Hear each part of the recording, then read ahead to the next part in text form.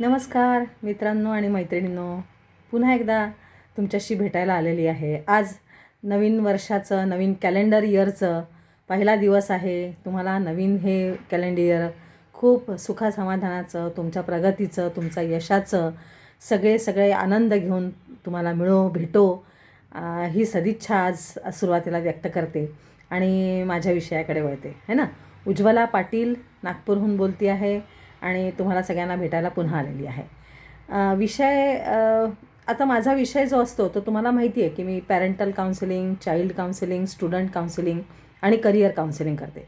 Career काउन्सिलिंगच्या बाबतीमध्ये कसं असतं की करिअर काउन्सिलिंगसाठी आम्ही 4 टेस्ट्स देत असतो. सायकोलॉजिकल टेस्ट्स आहेत त्या, आणि ह्या 4 टेस्टचा जो डाटा आमच्याजवळ येतो, म्हणजे सायकोलॉजिकली आम्ही त्या मुलांकडून ते सगळं पेपर अँड पेन्सिल टेस्ट असतात आणि तो जो डाटा येतो त्या डाटाच्या आधाराने आम्ही इंटरप्रिटेशन करतो आणि त्या इंटरप्रिटेशनच्या आधारावर तुम्हाला योग्य करिअर कोणतं निवडायचं, कुठल्या क्षेत्रामध्ये तुम्ही यशस्वी होऊ शकाल ते तुम्हाला आम्ही सांगतो. आणि प्लस काही जर तुमचे काही गैरसमज असतील, तुमचं काही गैरसमजुती असतील, तुमचं काही मिसअंडरस्टँडिंग्ज असतील, काही आयुष्याबद्दल किंवा एकमेकांच्या रिलेशनमध्ये काही प्रॉब्लेम्स असतील, म्हणजे आईवडिलांशी काही प्रॉब्लेम्स असतील किंवा आईवडिलांचे तुमच्याबद्दल काही हे असतील, अपेक्षा चुकीच्या असतील किंवा काही जे काय असेल, तर त्या बाबतीमध्ये सुद्धा आम्ही तुम्हाला गाईड करतो. त्याला म्हणतात करिअर काउन्सिलिंग. स्टुडंट काउन्सिलिंग म्हणजे जर तुम्हाला काही शाळा म्हणून तुम्हाला काही प्रॉब्लेम्स येत असतील, तुम्हाला सोशली काही प्रॉब्लेम्स येत असतील, तुम्हाला मेंटली काही प्रॉब्लेम्स येत असतील, तुम्हाला इकॉनॉमिकली काही प्रॉब्लेम्स येत असतील, तर त्या प्रॉब्लेम्सवर आम्ही डिस्कस करतो. त्या प्रॉब्लेम्सची तुम्हाला आयडिया देतो आणि त्या प्रॉब्लेम्सवर ओव्हरकम कसं करायचं ते आम्हाला तुम्हाला सांगतो.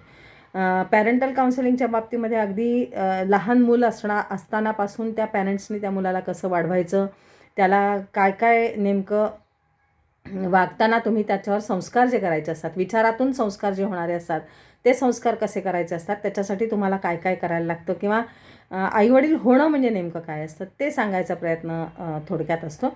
आणि अजून काय राहिलं बरं, चाइल्ड काउन्सिलिंग म्हणजे अगदी लहान मूल, त्या मुलामध्ये काही जर प्रॉब्लेम्स असतील तर त्या बाबतीमध्ये आईवडील म्हणून तुम्ही काय करायला पाहिजे आणि त्या मुलांना नेमकं कुठे तुम्ही पाठवायला पाहिजे त्या बाबतीमध्ये गाईड करण्याचं काम चाइल्ड काउन्सिलिंगच्या माध्यमातून मी करत असते. आणि मला सगळ्या क्षेत्रांमध्ये काम करताना अनेक वेगवेगळे अनुभव आलेले आहे आणि ह्या अनुभवांच्या आधाराने मी पुढच्या लोकांना गाईड करत असते. मित्रांनो आणि मैत्रिणींनो, म्हणजे पालकांनो आणि स्टुडंट्सनो, विद्यार्थ्यांनो, तुम्ही दोघांनीही काउन्सिलरकडे जायला घाबरू नका. ते तुमचे मित्र आहेत, ते तुम्हाला नीट सांगायचा प्रयत्न करत असतात. आणि मुख्य म्हणजे ट्रेंड काउन्सिलर्सकडे जा. नुसते काउन्सिलर्स पण आजकाल खूप झालेले आहेत. या काउन्सिलर्सना पूर्णपणे ट्रेनिंग झालेलं नाही, सायकोलॉजिकल ट्रेनिंग असतं हे, आणि ह्या ट्रेनिंगनंतरच ते नीट काउन्सिलिंग करू शकतात. काउन्सिलिंग करणं फार मोठी जबाबदारी आहे. या मुलाचं आयुष्य, या मुलाचं भविष्य, या मुलाचं पूर्ण जीवन हे त्या काउन्सिलरच्यामुळे घडणारं असतं किंवा काउन्सिलरच्या त्या गायडन्सवर अवलंबून असणारं असतं. त्याच्यामुळे ही फार मोठी जबाबदारी असते. एक घर वाचवणं यासारखा सुंदर पुरस्कार आम्हाला मिळत नाही आणि हा पुरस्कार मिळवण्यासाठी खरा काउन्सिलर काम करत असतो.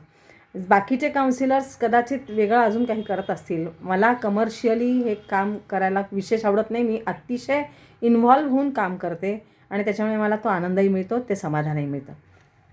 तर मित्रांनो, आज मला मागच्या वर्षीचा थोडासा आढावा घेते की मागच्या वर्षीचं म्हणजे मागचं वर्ष जे होतं ते अतिशय त्रासदायक झालेलं आहे. अतिशय तुम्हाला म्हणजे खाली खेचणारं झालेलं आहे. तुमच्या हातातले जॉब्स गेलेले आहेत. तुम्हाला त्याच्यामुळे अनेक प्रकारचे त्रास झालेले आहेत. पुढचं भविष्य तुम्हाला समजत नाही आहे. भविष्याची स्वप्न थोडीशी विरल्यासारखी वाटत आहेत, हताश झाल्यासारखं वाटतं आहे, निराश झाल्यासारखं वाटतं आहे. स्टुडंट्सना तर अतिशय प्रॉब्लेम्स आलेले आहेत, कारण ते खूप घरगुशे झालेले आहेत. आईवडिलांशिवाय त्यांना दुसरे चेहरे दिसत नाही आहेत. बाहेर जाणं अत्यंत भीतीदायक आणि दडपण आलेलं आहे त्याचं. आणि या सगळ्या वातावरणामध्ये आता नेमकं काय करायचं या बाबतीमध्ये खूप संभ्रम निर्माण झालेले आहेत. आईवडिलांसाठी सुद्धा फार मोठा धक्का आहे हा आणि अतिशय मोठं चॅलेंज आहे. आईवडिलांसाठी सुद्धा आणि विद्यार्थ्यांसाठी सुद्धा. आज ते मित्रांना, मैत्रिणींना आपल्या मिस करत आहेत. शेवटी शाळेतलं वातावरण जे असतं ते वातावरणच पोषक असतं मुलांच्या संपूर्ण वाढीसाठी. आणि शिक्षक आहेत, शिक्षकसुद्धा हे सगळं मिस करत आहेत. शिक्षकांनासुद्धा याचा त्रास होतो आहे, पण तरी शिक्षकांना आपण असं म्हणूया की थोडंसं त्यांना रिलॅक्सेशन मिळालेलं आहे. पण म्हणूनच मला आता आजचा जो एपिसोड आहे तो एपिसोड शिक्षकांसाठी मला द्यायचा आहे. आणि थोडा थोडा पालकांसाठी द्यायचा आहे. बघा, कुठल्याही विद्यार्थ्याचं घडणं किंवा कुठल्याही मुलाचं घडणं हे 2 घटकांवर प्रामुख्याने अवलंबून असतं. एक असतो शिक्षक आणि दुसरा असतो पालक, पेरेंट्स. तर पॅरेंट्स आणि टीचर्स यांनी एकत्र येऊन त्या मुलाच्या घडण्यासाठी प्रयत्न करायला पाहिजे असतो. आणि म्हणून आम्ही जे म्हणतो की विद्यार्थी, पेरेंट्स आणि त्यांचे शिक्षक या तिघांचा मिळून हा जो त्रिकोण आहे, हा त्रिकोण अत्यंत महत्त्वाचा ठरतो. आणि याला म्हणजे स्टुडंट सेंट्रिक किंवा विद्यार्थी केंद्रित असं हे पूर्ण जडणघडणीचं पूर्ण तंत्र असतं. त्याच्यामुळे पॅरेंट्सनी जर एखादा शिक्षक जर सांगतो आहे की तुमच्या मुलाला गणितामध्ये रुची नाही आहे, तुमचा मुलगा गणितामध्ये मागे पडतो आहे, तुमच्या मुलाला गणिताच्या ऐवजी तुम्ही दुसरा एखादा विषय द्या, तुम्ही हे द्या, तर पालकांनी असा आग्रह करायला नको की असं कसं शिक्षक सांगतात, मला तर याला इंजिनियर करायचं आहे आणि हे असं कसं म्हणतात की याला गणित जमत नाही. पण एखाद वेळा हे होऊ शकतं. म्हणजे 100 98% बरोबर असतं, 2% एखाद वेळा शिक्षक चुकू शकतो की त्याला कदाचित नीट सांगता येत नसेल त्या विद्यार्थ्याबद्दल, कदाचित तो विद्यार्थी गणितामध्येच चांगला काहीतरी अव्वल ठरू शकतो, असं पण होऊ शकतं. पण बहुतेक वेळा शिक्षकांचं जे ऑब्झर्वेशन असतं ते चुकीचं नसतं. त्याच्यामुळे शिक्षकांच्या म्हणण्यावर, शिक्षकांच्या ऑब्झर्वेशनवर थोडासा विश्वास ठेवा. अर्थात आपण आपल्या मुलाला किती पाहतो, आपण आपल्या मुलाला किती जपतो आणि आपण आपल्या मुलाचं खरंच किती जाणतो, यासाठी तुम्हाला सजग पालक व्हायला पाहिजे. आणि बघा, आईवडिलांसमोर मूल वेगळं वागत असतं. विद्यार्थी आपल्या मित्रांमध्ये जेव्हा जातात, मुलं जेव्हा आपल्या विद्यार्थी मित्रांमध्ये जेव्हा जातात तेव्हा ते वेगळं वागतात. त्याच्यामुळे या विद्यार्थी मित्रांच्यामध्ये असताना ते मूल कसं वागतं, कसं बोलतं, काय विचार असतात, काय त्याचे देहबोली असते, या सगळ्यांवरचा विचार तुम्ही करायला पाहिजे आणि ते जाणून घ्यायला पाहिजे. म्हणजे असा विचार नको करायला की अरे हा तर घरात तर काहीतरी वेगळंच असतं आणि हा बाहेरचं मोकळं वातावरण त्याला मोकळं वागायला संधी देत असतं आणि त्याच्यामुळे तो खूप मोकळेपणी बोलत असतो, मित्रांजवळ खूप मोकळेपणी बोलत असतो, त्याला ते वातावरण हवंसं असतं. आणि म्हणून पिअर प्रेशर्स ज्याला आपण म्हणतो, पिअर प्रेशर्स म्हणजे त्यांच्या वयोगटाच्या मित्रांमध्ये ते खूप कम्फर्टेबल असतात. तुमच्याबरोबर त्या वयातली मुलं कम्फर्टेबल राहत नाही. आईवडिलांचं या वयामध्ये मुलं ऐकत नाहीत. त्यांना आईवडिलांबरोबर बाहेर जायला आवडत नाही, त्यांना आईवडिलांची लाज वाटते बरेचदा, त्यांना आईवडिलांच्या कंपनीमध्ये कम्फर्टेबल वाटत नाही, कंपनी आवडत नाही. कंपनी आवडत नाही म्हणण्यापेक्षा त्या वयाच्या लोकांमध्ये त्यांना रमावंसं वाटत नाही. तर हे का नसतं? कारण त्यांचा एज ग्रुप जो आहे तो एज ग्रुप याला कारणीभूत आहे. या एजचं मुळातच खूप आकर्षण असतं या वयोगटाला.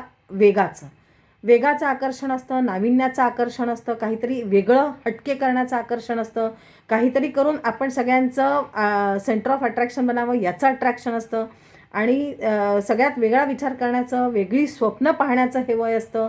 त्या स्वप्नांची कास धरण्याचं किंवा त्या स्वप्नांच्या साठीचा प्रयत्न करण्याचं त्यांचं मन आणि ते चैतन्य काम करत असतं. त्याच्यामुळे त्या वयाच्या मुलांना तुम्ही कंट्रोल मध्ये जेव्हा करायचं असतं तेव्हा त्यांच्या मनाने, त्यांच्या अनुषंगाने असा विचार करायला पाहिजे की हे असं जर म्हणतो आहे हा मुलगा, तर ह्याला करू तर देऊया, त्याच्या पाठीशी राहा, त्याला करू द्या, त्याच्या पाठीशी राहा. त्याचं चुकत असेल सांगायचं असेल तर 4-5 दिवसांनी सांगा. त्याच क्षणी तो जेव्हा त्या त्वेषामध्ये असतो, तो जेव्हा त्या करण्याच्या उर्मीमध्ये असतो, त्याला तो जेव्हा जोश असतो, तेव्हा तो उत्साहात असतो, तेव्हा त्याला काही म्हणू नका, तेव्हा नकारात्मक बोलू नका. तुम्हाला जे समजावून सांगायचं आहे ते 4-5 दिवसांनी, तो जेव्हा असा छान निवांत असेल, तो जेव्हा तुमच्या मित्रत्वाच्या नात्याने तुमच्याशी बोलण्यासाठी समोर आला असेल, तेव्हा तुम्ही त्याला सांगायचा प्रयत्न करा. आणि सांगताना सुद्धा कसं सांगायचा प्रयत्न करायचा की बघ, मला असं वाटतं की असं करून पाहिलं तर चालेल का, तसं करून पाहिलं तर होऊ शकेल का, हे काय वाटतं तुला. म्हणजे तुम्ही त्याचं मत घ्या, त्याला तेवढं बरोबरीचं स्थान द्या, त्याला त्याच्या मतांना किंमत द्या, तरच या वयातली मुलं तुमच्या कंट्रोलमध्ये येतील. तुम्ही त्यांना महत्त्व द्या. तुम्ही त्यांना लहान मूल समजू नका, ते खरंच मोठे झाल्यासारखे वाटत असतात. त्यांना वाटत असतं की आपण मोठे झालो आहोत. त्याच्यामुळे त्यांच्या मोठ्या होण्याच्या या सगळ्या बिहेवियरला तुम्ही पण तेवढंच स्पोर्टिली घ्या आणि हे अत्यंत गरजेचं आहे. आता शिक्षकांनी कसं करायचं? शिक्षकांच्या बाबतीमध्ये मी हे म्हणेन की हा जो कोरोना काळ झालेला आहे, या कोरोना काळामध्ये तुम्हाला भयंकर स्ट्रेसमधून जावं लागलं आहे. कारण ऑनलाईन क्लासेस, मग अर्ध्या मुलांजवळ सगळी टेक्नॉलॉजी आहे, अर्ध्या मुलांजवळ नाही आहे, मग अर्ध्या मुलांजवळ पोचायचं कसं, कोर्सेस संपवायचे कसे. तरी गव्हर्नमेंटनी काहीतरी 60%च कोर्स ठेवलेला आहे, सिलेबस ठेवलेला आहे, 40% काढलेला आहे. मग त्या मुलांची परीक्षा कशी घ्यायची, त्यांचं व्हॅल्युएशन कसं करायचं, त्यांचं बाकीचं, म्हणजे हे सगळे असंख्य प्रश्न आहेत, असंख्य अनुत्तरित प्रश्न आहेत. जरी उत्तरं मिळालेली असली तरीसुद्धा संभ्रम आहे त्याच्यामुळे या क्षणी आणि या वातावरणामध्ये पुढचं वर्ष आपण कसं काढायचं आहे, म्हणजे विद्यार्थ्यांनीसुद्धा कसं काढायचं आहे, पॅरेंट्सनीसुद्धा कसं काढायचं आहे आणि शिक्षकांनीसुद्धा कसं काढायचं आहे, हा फार मोठा प्रश्न आहे. तर या शिक्षकांसाठी मी एवढंच म्हणेन की आता हा जो तुम्हाला वेळ मिळालेला आहे, हा तुम्ही अजून काही तुम्हाला फाइंड आउट करता येतं का, तुमचं जे सिलेबस आहे त्या सिलेबसमधलं तुम्हाला अजून काही मॉडेल्स तयार करता येऊ शकतात का, अजून काही चार्ट्स बनवता येऊ शकतात का, अजून काही तुम्हाला नाविन्यपूर्ण रीतीने ते शिकवता येऊ शकतं का, कंटेंट तुम्हाला अजून काही वेगळ्या पद्धतीने शिकवता येऊ शकतं का, अजून तुम्ही काही इतर म्हणजे 11वीच्या क्लासेसमध्ये तोच जर टॉपिक असेल तर तो कसा शिकवता येऊ शकेल किंवा त्याचं अजून काय नवीन सांगितलेलं आहे त्या बाबतीत तुम्ही काही अजून एक्सप्लोअर करू शकता का, तुमचा टॉपिक जो आहे तो टॉपिक तुम्ही आणखीन चांगल्या रीतीने, आणखीन चांगल्या पद्धतीने, आणखीन काही संदर्भ घेऊन असं तुम्ही काही समजावून सांगू शकाल का, त्याचा तुम्ही शोध घ्या आणि असे लेसन प्लॅन्स तयार करा. हे लेसन प्लॅन्स तयार केले तर तुमचं ज्ञान पक्कं होईल, त्याच्यामध्ये दुसऱ्या कोणाचाही फायदा नाही, तुमचा फायदा जास्त आहे की तुम्हाला अजून जास्त तुम्ही कॉन्फिडंटली, अजून तुम्ही आत्मविश्वासाने विद्यार्थ्यांसमोर येऊ शकाल आणि हे विद्यार्थ्यांसमोर येताना तुम्हाला एक वेगळाच तुम्हाला आनंद मिळेल. बघा, जॉब सॅटिस्फॅक्शन असतं, जॉब सॅटिस्फॅक्शन अत्यंत महत्त्वाचं असतं. 1905 साली लंडनमधल्या एका शहरातल्या बोस्टनमधल्या एका कारखान्यामधल्या कामगारांचं ऑब्झर्वेशन एका माणसाने केलं आणि त्या माणसाचं नाव मी आता आठवत नाही मला. आणि त्यांनी हे लक्षात घेतलं की त्यांना म्हणजे स्त्रिया ज्या आहेत त्यांचा जॉब जो आहे तो जॉब अत्यंत मन लावून करतात आणि पुरुष जे आहेत ते बस कसं तरी करतात, त्यांना बस 10 ते 5 तो टाईम काढायचा आहे आणि ते काम करतात. त्याच्यामुळे त्यांना ते सॅटिस्फॅक्शन नाही मिळत आहे, पण स्त्रिया खूप सॅटिस्फाईड आहेत की त्यांना त्यांचं ते मनापासून जमत आहे आणि त्याच्यामुळे त्या स्किल डेव्हलप पण त्यांचं होत आहे, त्याच्यातला आणखीन तरबेज होत आहेत त्यांचा जो जॉब आहे त्या जॉबमध्ये त्या आणखीन तरबेज होत आहेत आणि तरबेज झाल्या की काम पटापटा होतं आणि काम पटापटा झालं की ते जास्त पण होतं, प्रोडक्शन पण जास्त होतं आणि प्रोडक्शन जास्त झालं की त्यांचे मालक खुश होतात, मालक खुश झाले की त्यांना अजून जास्त पैसा मिळतो. तर हे असं नातं आहे.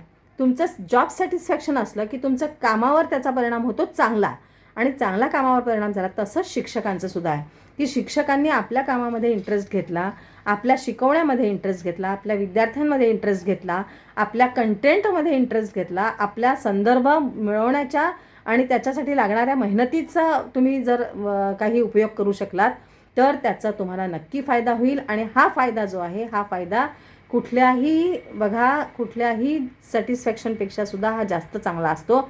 याचं कारण असं आहे की कुठलाही पैसा आपण मिळवतो, मित्रांनो, राजांनो, पालकांनो, पैसा कसाही आता मिळवता येऊ शकतो पण सॅटिस्फॅक्शन मिळवता येऊ शकत नाही. सॅटिस्फॅक्शनसाठी तुम्हाला त्या जॉबमध्ये इंटरेस्टच असला पाहिजे, इंटरेस्ट असेल, आवड असेल तरच तुम्हाला ते सॅटिस्फॅक्शन मिळू शकतं आणि म्हणून सॅटिस्फॅक्शनसाठी आपल्याला करायचं आहे.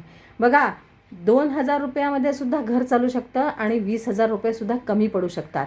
त्याच्यामुळे सॅटिस्फॅक्शन हे त्याच्यावर अवलंबून असतं, मनाशी संबंध याचा. आपल्या मनामध्ये आनंद असेल, एखादं काम करताना मनामध्ये आनंद असेल तर त्या आनंदातून मिळणारं सॅटिस्फॅक्शन जे आहे ते अत्यंत महत्त्वाचं असतं आणि हे सॅटिस्फॅक्शन जे आहे हे सॅटिस्फॅक्शन बाकी कशानेही विकत मिळत नाही. विद्यार्थ्याला आपल्या सांगण्याने समजतं आहे याच्यासारखा आनंद दुसरा नाही. त्याच्यामुळे विद्यार्थ्यांसाठी तुम्हाला जगता आलं पाहिजे. विद्यार्थी एकदा शाळेत तुम्ही पाऊल ठेवलं की तुम्ही फक्त शाळेचे असता, तुम्ही फक्त शाळेच्या विद्यार्थ्यांचे असता. शाळेच्या विद्यार्थ्यांसाठीच आपल्याला काम करायचं आहे, शाळेच्या विद्यार्थ्यांमुळे आपल्याला पगार मिळतो आहे. ती कमिटमेंट लक्षात ठेवायला पाहिजे आणि त्याच्यासाठी तुम्हाला झटलं पाहिजे.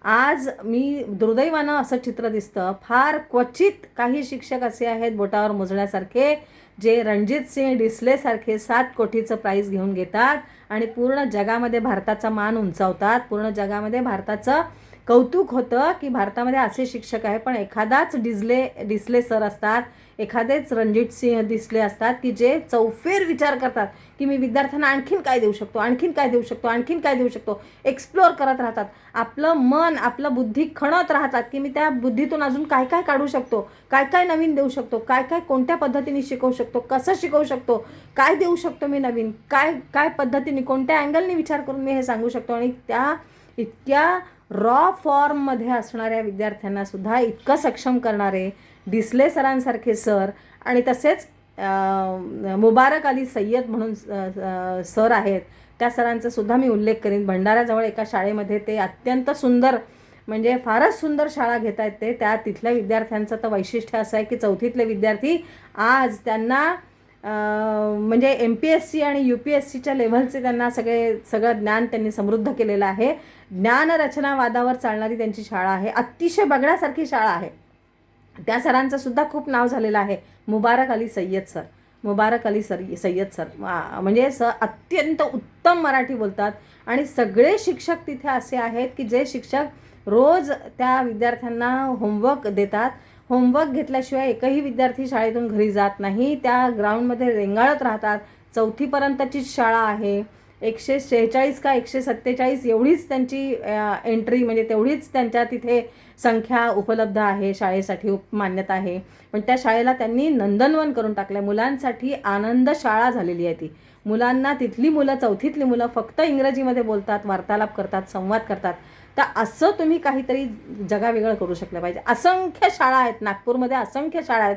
पण त्या शाळांमध्ये बाकी सगळी समृद्धी आहे, पण शिक्षक समृद्ध नाही. शिक्षक समृद्ध असला की त्या शाळेच्या विद्यार्थ्यांचं आयुष्य अत्यंत सुंदर होतं, की त्या शाळेमध्ये यावंसं वाटतं. विद्यार्थ्यांना शाळेत यावंसं वाटणं हे केवळ आणि केवळ शिक्षकाचं काम आहे. आणि शिक्षकांनी हा आनंद मिळवून देण्यासाठी सगळ्या प्रकारची धडपड करायला पाहिजे. आपण आपला पूर्ण वेळ एवढ्यासाठी द्यायचा असतो. आपल्याला आज भरपूर सगळं मिळतं आहे. सरकारने आपल्याकडे बिलकुल दुर्लक्ष केलेलं नाही. त्याच्यामुळे आपण विद्यार्थ्यांकडे दुर्लक्ष करू नये. आपल्या कमिटमेंट्सची आपल्याला जाणीव असली पाहिजे. आपल्या कमिटमेंट्सची गरज आहे. आणि ही गरज एखादा नुसता डिसले सर नको. सरांनी सांगितलं, डिसले सरांनी, रणजित सिंग सरांनी सांगितलेलं आहे की माझ्यासारखे हजारो डिसले सर तयार झाले पाहिजे येत्या वर्षामध्ये. तर या डिसले सरांच्या या स्वप्नामध्ये तुम्ही सगळे शिक्षक सहभागी व्हा. आणि माझी खात्री आहे की तुम्ही सगळे शिक्षक असा प्रयत्न कराल. एवढी कमिटमेंट असेल तर तुमचा एकही विद्यार्थी वाया जाणार नाही. त्या विद्यार्थ्यांमधूनच नवीन समाज तयार होणार आहे. त्याच्यामुळे या विद्यार्थ्यांना घडवण्याचं पुण्यकर्म हे तुमच्या हातून होणार आहे. आणि शिक्षकांचा जो मान असतो विद्यार्थ्यांच्या हृदयामध्ये, जे स्थान असतं ते स्थान कोणीही हिरावून घेऊ शकत नाही. मी याचा स्वतः अनुभव घेते, वर्षानुवर्ष घेते आहे. आणि म्हणूनच मी तुम्हाला कळकळीचं सांगू इच्छिते की मित्रांनो, मैत्रिणींनो, शिक्षक मित्रांनो आणि मैत्रिणींनो, तुम्ही या प्रकारचं करा. म्हणजे नुसतं आपल्याला तिथे आहोत, आपण परमनंट आहोत, आपल्याला बस आपली रोजीरोटी मिळते, पगार पाणी मिळतं, एवढ्यावर बसू नका. आपण काही देणं लागतो. आपलं देणं आहे. आपल्यावर त्यांचं अधिकार आहे. विद्यार्थ्यांचा दुसरीकडे जाऊ शकत नाही. ते क्लासेस लावतात म्हणून आपण आपलं काम थांबवू नका. आपणही शिकवायचंच आहे. एखाद वेळा असं होतं विद्यार्थ्याचं की त्यांना क्लासमध्ये समजत नाही पण आपल्या वर्गामध्ये समजतं. आणि अशा विद्यार्थ्यांसाठीच आपण तिथे आहोत. त्याच्यामुळे तुम्ही असा विचार करू नका की क्लासमध्ये त्यांचं होईलच, आपण कसंही शिकवलं तरी चालेल. असं नसतं मित्रांनो. आपल्याला शिकवायचं आहे. आपण ती कमिटमेंट स्वीकारलेली आहे. आपण शिक्षक झालेलो आहे. अत्यंत पुण्यकर्म आहे हे. अत्यंत पवित्र असं क्षेत्र आपल्याला मिळालेलं आहे. आणि या क्षेत्राचा पुरेपूर उपयोग करा. या क्षेत्राचा काहीही तुम्हाला रिटर्न्स मिळणार नाहीत सध्या असं वाटेल, पण जेव्हा विद्यार्थी तुमच्याकडे येतील आणि तुम्हाला जेव्हा धन्यवाद देतील आणि तुमच्या मुलाबाळांच्या समोर जेव्हा तुमची तारीफ होईल तेव्हा तुम्हाला लक्षात येईल की आपण काय दिलं होतं या विद्यार्थ्यांना. आणि हे विद्यार्थ्यांना देताना असा बिलकुल विचार करू नका. त्याच्यामुळे मित्रांनो, मैत्रिणींनो, तुम्ही स्वतःचे सगळे लेसन्स पुन्हा एकदा वाचा, पुन्हा एकदा अभ्यासा. पुन्हा त्याच्यामधून अजून काही संदर्भ घेता येऊ शकता का, अजून काही उल्लेख आहेत का, अजून कुठल्याही वेगळ्या पुस्तकातून काही मिळतं आहे का, असा सगळा विचार करून ते सगळे कंटेंट्स जमवा. त्याचा प्रयत्न करा. ते विद्यार्थ्यांपर्यंत पोहोचवण्याचा प्रयत्न करा की त्यांना तुम्ही ज्ञानसमृद्ध आणि पूर्णपणे तुमच्याजवळ सगळी माहिती मिळू शकेल असे तुम्ही त्यांना भासले पाहिजे आणि असे तुम्ही त्यांना वाटले पाहिजे. आणि त्याच्यासाठीचा प्रयत्न करा. हाच एक योग आहे. हा अत्यंत महत्त्वाचा योग आहे. आणि हा योग आपल्याला देवाने दिलेला आहे. पवित्र कर्म करण्यासाठी आपल्याला जन्माला घातलेला आहे असा विचार करा. आणि असा विचार करूनच तुम्ही पुढे जा. मला खात्री आहे की तुम्हाला हे, अर्थात काही शिक्षक करतातच आहेत, म्हणजे त्यांच्या सेवेसाठी मला काही म्हणायचंच नाही आहे.